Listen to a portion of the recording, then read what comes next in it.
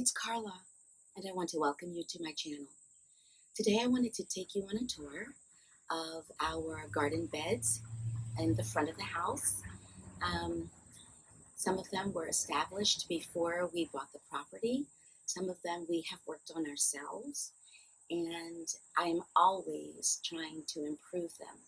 So as we go around today, I will indicate the ones that we're working hard on improving currently and the ones that we would like your help on improving. There's also a newly identified bed that we are working on, and I'll explain why. And at the end of this video, after you have finished liking and subscribing, we want you to drop a comment in the comment section down below about what you would do with this newly identified space. All right? So it's hot, it's humid, I'm perspiring. Let's get started. Okay, so I thought we'd get started here in the front. And I wanted to just very quickly point out this planting, this container planting that I have here. It is like my favorite that I've ever done, and I plant in this container every single year. So what I've done this year, though, is I've set the original container up on this wine vat that I found in my parents' basement when I was cleaning out their house after their deaths. And I love the height that it gives it, and I also love the fact that it gives this creeping star sedum a place to just run wild and make a gorgeous curtain. I also planted in the top of this planter a mandevilla, and it's not the one that really kind of like vines a lot. It does some. You can see the tendrils here, but it pretty much has an upright growing habit, and I love it. And as you can see, the beautiful blossom here, they were in bloom yesterday. As you can see, here's a spent blossom and another one that's ready to open.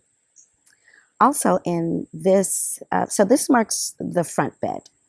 And as you can see, I've got a lot to do here. This was an established bed. And what was first here were these yews. And they were really, really teeny tiny. And every year they just get bigger and bigger, and we're out of control. And I'm not really good at shaping things like this. So I'm thinking to either have someone come shape them or clear out everything around them and then shape them, because that's also an issue. So in between these two yews that were originally here, I have two azalea bushes, and both of them came in teeny tiny plugs. Maybe, I don't know how long, 10 years ago maybe, I can't remember. But I got them from a online nursery called Bluestone Perennials, and I love Bluestone Perennials. Both of these are in bright, hot, tropical colors. This one is a bright yellow, and this one is like a mango orange. Also going wild in this bed, I have lamium, which I got a teeny tiny piece from my mother-in-law 15 years ago, and you see what it has done. It's gone crazy. In this bed are also the native daylilies. Here in, I'm sure you see them in Pennsylvania, Delaware, and New Jersey. I'm pretty sure they've gone crazy. They're done for the year, and I've been trying to weed whack them back, but I don't know, guys. I think I'm just going to dig them up, and I'm going to put them in nursery pots and figure out what I'm going to do with them next season. And here is an overgrown hosta that was originally here, and I need to have that totally removed or actually divided. Yeah. Here's a summersweet bush that I got as a teeny tiny plug from the Bluestone Perennials online. And I love this bush. It's an attractor of all types of pollinators. This beautiful bloom here is not only beautiful, but it is so fragrant. The fragrance is unreal, you guys. I think this is a kudzu or kutsu vine or something like that. Grows up everywhere. I pull it, it grows. I pull it, it grows. So I think I'm going to do a vine killer on that. And as you can see, I've got more growing up in this yew. Guys, it doesn't look like it, but I have worked on this bed twice this year. And I don't know if it's the heat and the rain, but whew. The summersweet bush also just like pops up anywhere. You can see a piece right here. Also in this bed, I had the poison ivy, which I cut out, and you can see a piece actually right here. See that piece there? Yeah, I got to get to it. It's always a threat in this garden. I have here heather, which is overgrown by the lamium. Here's my heather, and it's a beautiful pale lilac. Here is another sweet bush. I'm going to pull back so you can see how huge. Remember, these were teeny tiny plugs. I am pulling all the way back, and there you see it ends. But I'll have to tell you, I will cut this thing back when it is done putting out its heady perfume and stops attracting my pollinators, right? I don't want to take that away from them. Also in this bed, I have echinacea. I love the seed heads of echinacea. They're just so amazingly beautiful. So this was in another spot, and I tried to rescue it because it was in a spot that wasn't getting enough sun, and it just wasn't happy. So I moved it here. One of the things that I love to do is get native plantings. So in this bed right here, I've got a native geranium. She's beautiful. She gets really big. It's obviously not the most optimal time of season for her. She doesn't like it extremely hot. I've got a columbine, and this one is a beautiful, it's called Melba? Something Melba. Can't remember. But it's like a really, really, really black purple. It's so gorgeous. Then I have my favorite salvia here, which is called black and blue salvia. Sorry, the light is a little strange. My favorite, it went wild because of the mild winter. And then also in this bed, I've got some lavender, French lavender, overgrown. I'm going to get this under control. Also here, on its last legs because of the season, I have blue-eyed grass. Yeah. So I forgot to mention that in here, I've got cloistered a humongous, and I mean humongous, hosta, the sister of the other one on the other side of this bed.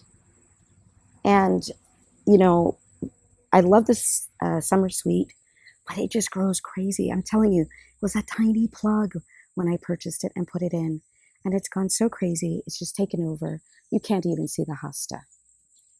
Yeah, so anyway. Then I have what is called a fleabane daisy.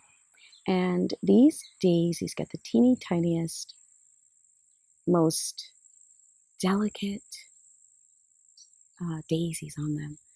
So it's called a fleabane daisy because, first of all, they say that these daisies repel fleas. But the other reason is because they're teeny tiny, but they're also invasive. They are native here to New Jersey, Delaware, and Pennsylvania. And as you can see, I've kind of thinned out the stand of them, but man, they just keep coming. And pollinators love them as well. Also in this bed, I've got some beautiful Asiatic lilies, and I'll try to find a picture of them and insert what they look like when they're in bloom, because they're just amazing. I've got some tulips in this bed as well, and I've got some, obviously the tulips aren't even around, they're done. But this is the season for black-eyed Susans, and here you have them. And they grow up voluntarily between this filipenduli, and this filipenduli, let me see if I can get a better shot for you.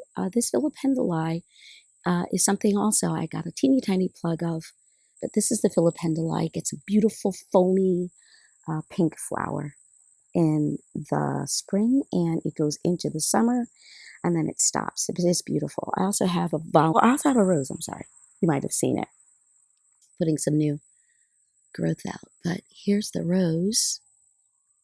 Yeah. So back here, I've got my roses, which are, let me see if I can remember. They are knockout roses. There, right there is a little pink. I don't know if you can see it, but anyway, it's a beautiful pink. And so I spent about an hour one day cleaning out all the dead canes, and cutting back. So then I'm gonna get my probably fourth of the season, fourth flush. So I'm getting some new coming. And then I've got two hydrangea, one there and one here. This is the lace cap. You might be able to see a little bit. It's been so hot that they just are not happy at all. Then I've got a gifted turkey fig right here, which I will find a spot for. I do have some strawberries in here. I did get a yield this summer. Not great, but I'm going to move these to their spot. I am encouraged and inspired by Laura of Garden Answer. And then here is a Pelomium repens. I love it.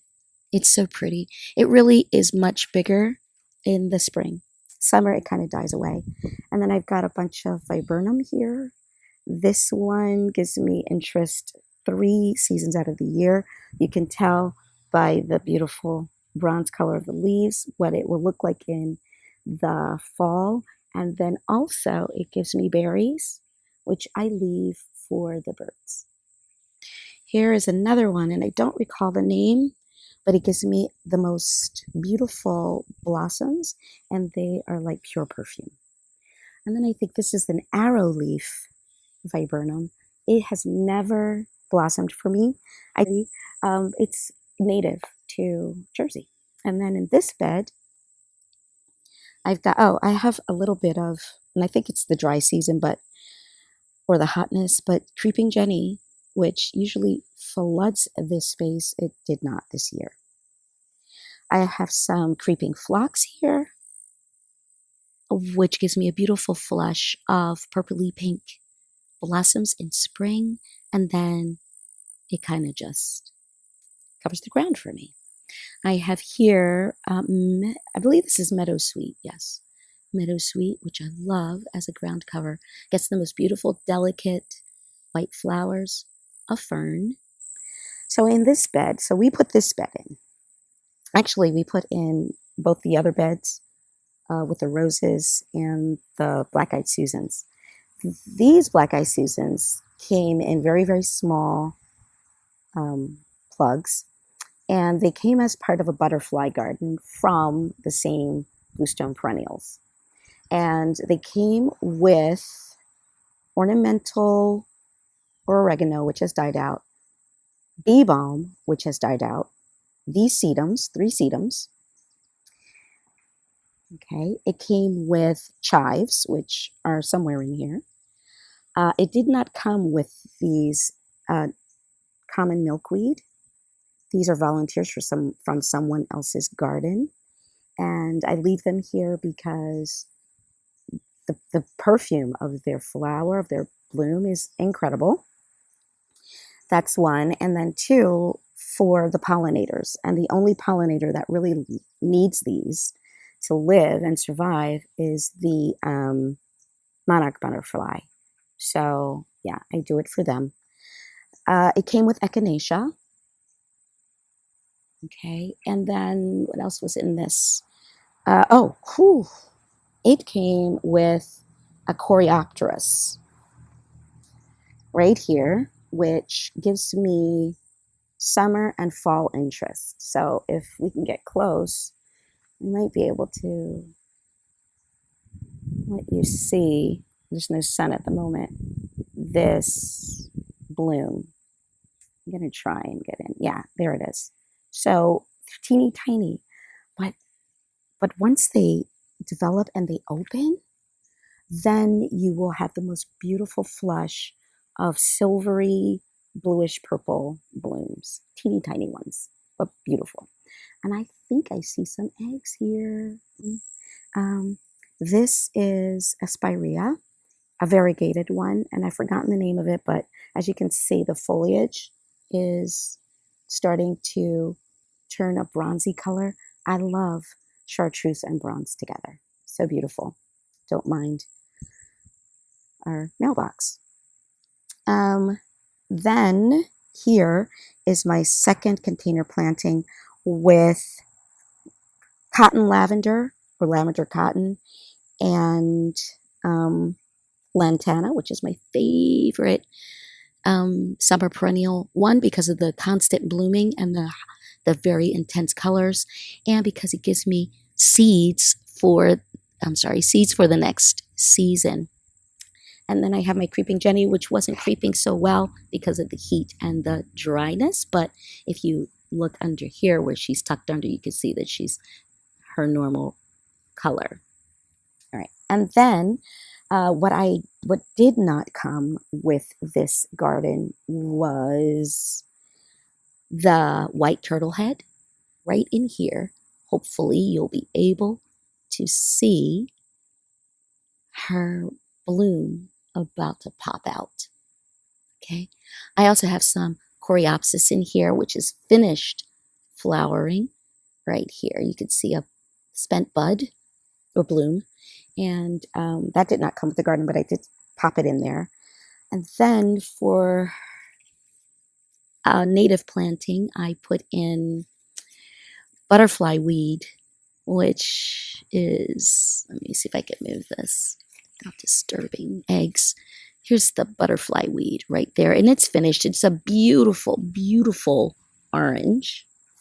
I just planted in here, but I don't see, oh yeah, here she is, Monarda or bee balm. So I'm sorry, I'm all stuck in here. Boy, this is the bee balm right here. Yeah. So you understand why I need to like really clean this out. Look at those seed pods. Aren't they amazing?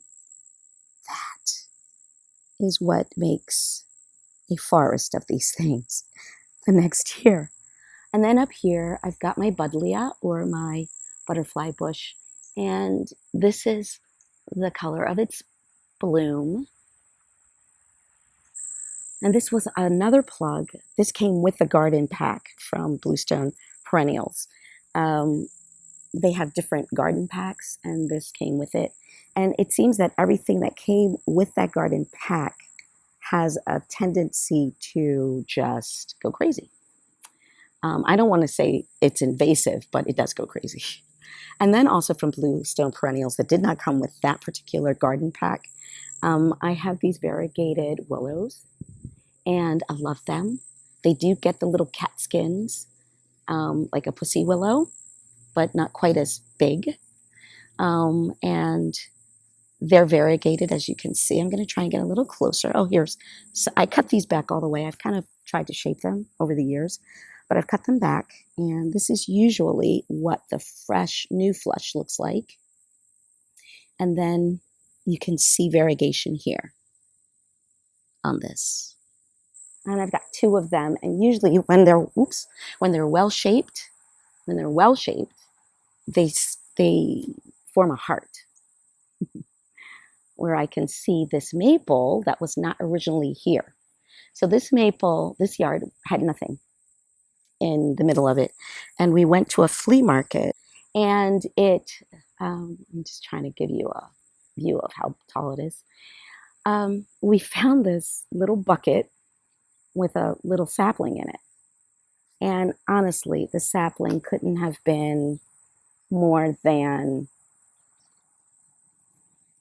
maybe that tall, maybe.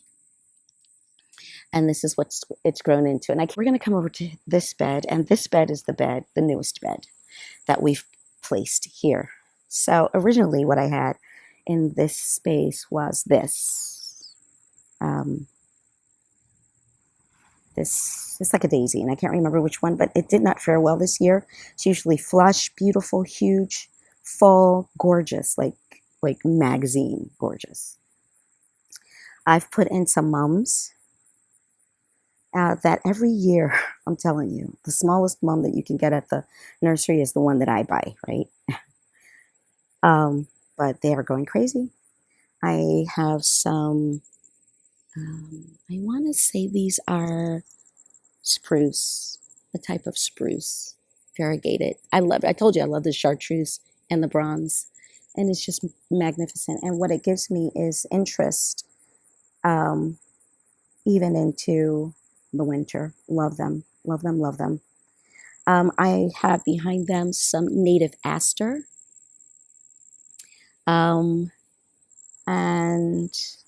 some garden phlox that a friend gave me, and I just plopped down there, which I will be moving in the spring to another spot.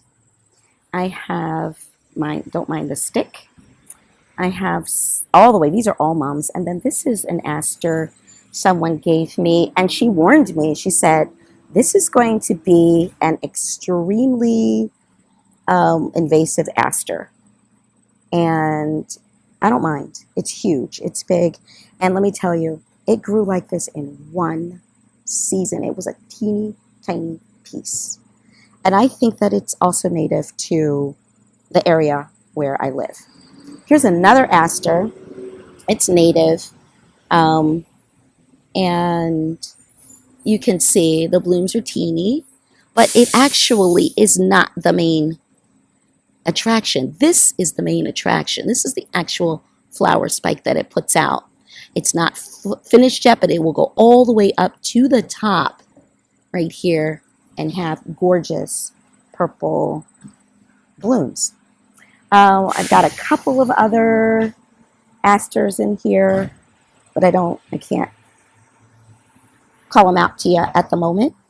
I have some canna lilies. Are these canna lilies? Yeah, I think these are canna lilies. So I've got 1, 2, and they're yellow, beautiful yellow, and then another one here.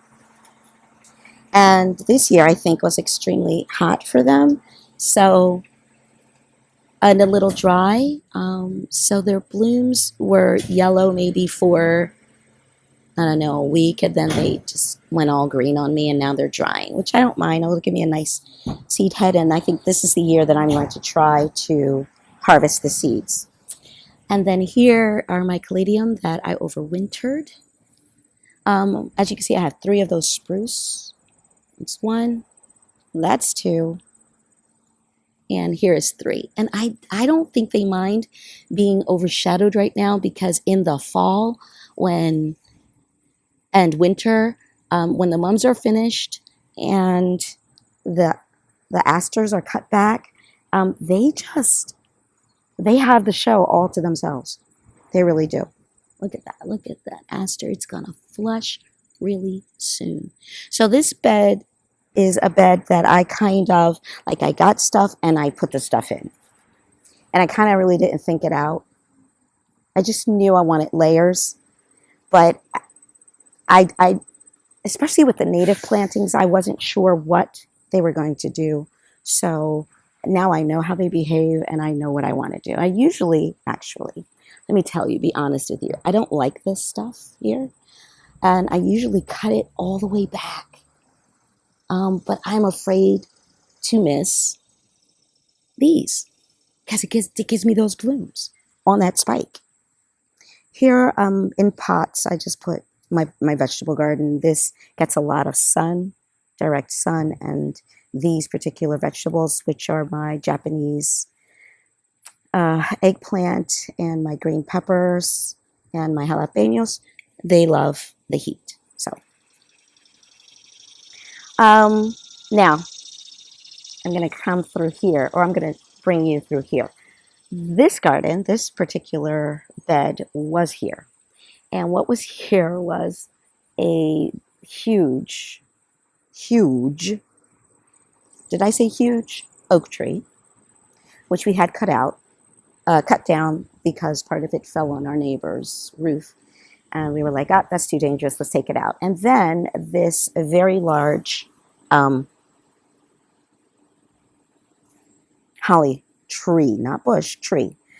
And if you know anything about holly and their growing season, you know that they put out not only leaves that have like a hook on the ends of each of their lobes, but they also put out white flowers that is like snow in the spring. And they also put out the stems that the flowers fall off of, right? Or form on. So we've got 3 flushes of debris coming from holly trees. We left this one. We left that one. And you can see where we had someone take off some of the largest branches that were overshadowing the house and blocking our gutters. It was horrible, terrible. It's not good. Anyway, well, we cut that one down maybe 3 weeks ago. And I'm going to work on getting rid of all the suckers with a treatment for suckers and stumps. And I will film that. So you'll see. I got that information actually from Laura of Garden Answer. And if you choose to watch her, hey, I recommend her highly. So this is a hibiscus that's sitting there on the stump. My son gave it to me about 3 years ago for Mother's Day, and it's my favorite. It was in bloom yesterday, and it will bloom again. As you can see, there's the bloom, and you can tell here the color of it. It was a magnificent mango color, which is like my favorite. So this present bed that housed the 2 trees that are now gone was also full of ivy, poison ivy, Swedish ivy, periwinkle, you name it, it was here. It had daffodils in here too, and they never, ever blossomed. They come up now and they blossom because we had this bed triple, quadruple dug so that we could get rid of all that ivy. And then we laid down landscape fabric and we left it for like 3 years. And then last year we decided let's plant. So I started based on that hibiscus. I started with roses and I put in 3 roses. One of them is this one. Let me get a better bloom for you so you can see the color. I'm standing in the shade, so I don't know if you can really see, but yeah, there she is. So this bed, the color scheme for this bed was based off of that hibiscus over there. So I put in this one, and then I said, I don't want all yellow, so let me see what goes with it. Oh, and I saw this rose in the same place, the same nursery, and it had yellow in it. So I said, let me get that. It's a pretty hot pink. And as you can see, it's putting on its 3rd, I think this is the 3rd bloom this summer for this beauty. And I love her. I love this, the yellow one. They are magnificent. I'll link what their names are down in the bottom. And then here's another pink one. Sorry, she was not doing well for me, this pink one. But now, like, I cut her back and I put some drip irrigation to, around her root ball. And look what she's giving me. She's giving me 1, 2, 3, 4. Here's a 5th one going to come. 6, 7, 8, 9. She is going to be magnificent if I can keep the bugs off of her. You know what I mean, right? The struggle is too real. And then around that, I decided, well, let me put in something that can handle the heat and the dryness over here. So I put in yarrow, and you can see there what this yarrow looks like. I cut her back recently because she was really raggedy, because now there's so much sun over here since that tree is gone that you can see my hostas are burning. Yep. Here's my other yarrow, and she, I believe, is a orangish red. And then I have a yellow yarrow over here, and she's just like, I think they're different varieties because she grows in a very different manner than the others. But she's gorgeous. Oh, and then in this bed, I put in some Russian sage for wispiness, for texture, and for color. Just a little light lavender in here. I had 3 of them. This one is surviving. I don't know why this season the other 2 decided to give out on me. So here's the other one that was here. It was huge, but now you can see what I cut it. I cut all that dead stuff off, and I'm hoping she'll pop out some new growth. And then here is the first one that started to go. Well, yep, that's what's left of her. I'm leaving her there, and I'm saying a prayer. No, if we're going to get her back. But in this particular garden space, that's what we have. All right. Here I have Sonia hubrichtii. Okay, it's called Blue Star, and it is native also to Jersey, Pennsylvania, and Delaware. It's got 3 seasons of interest. So I haven't gotten it in the ground yet because I want to clear out the space around here and put it in. I love different textures in the garden, so I think that will add a beautiful texture. So let's go through here. And on this side, this I put in, this is a rhododendron. I put this in the first year we were here, that's 16 years ago, and here she is. I cut her back because I don't, yeah, I just want her kind of like tamed. And then I've got 2 azalea. This is like a hot red, like a paprika. And this one is like a flamingo pink, beautiful. But that came from our garden, from our neighbor's garden. They didn't want it anymore. They had decimated it, and I popped it in, and here it is. It had a very weird shape, so I just cut it all the way back to try and give it a good shape, and that's what I've got. So these 3 things kind of really don't go here.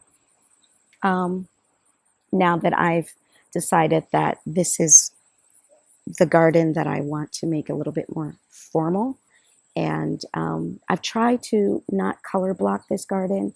I've just tried to weave the same color scheme in and out in different textures and different bloom styles. So we'll see what happens here. All right. Then I'm a fan, as you can tell, of Laura of Garden Answer. She put in a moon garden. I don't have, obviously, the space that she does, but I decided, okay, let me try, start small. So I started out with these alyssum, and I think these are Easter bonnet white. Yes, Easter bonnet white. I'm hoping to be able to harvest the seeds. They have struggled this year or this season because of the heat. The heat is so intense. And then I put in Angelonia. Yep, I have Angelonia in here, and these are, let me think. These are, nope, that's not the one. These are heliotrope, and they smell divine. So the theory, or the theory behind a moon garden is that you put in flowers that will pick up the light of the moon. So white flowers, silvery flowers. And then you want to, or silvery foliage. Then you want something that gives you an aroma at night. So I will tell you that those heliotrope do, not necessarily the Angelonia. they don't necessarily. And this alyssum has a faint sweet smell. I rescued this flag iris, which has a white bloom, from another part of the garden where it was languishing. It was just not doing well. It needed more sun and it needed more water. And so here I have it, and I've run drip to it so that it should be happier. Then I have a beautiful lamb's ear, which I yesterday spent time removing the spent blooms. I will come back today and I'll do the same to finish it up, and then to finish it up, and then hopefully I will be able to get it to flush out again in a more beautiful, non-bedraggled manner. You're looking at this crazy pumpkin, right? It's a volunteer from, I think, my neighbor's garden, but I'm okay with it because look at it.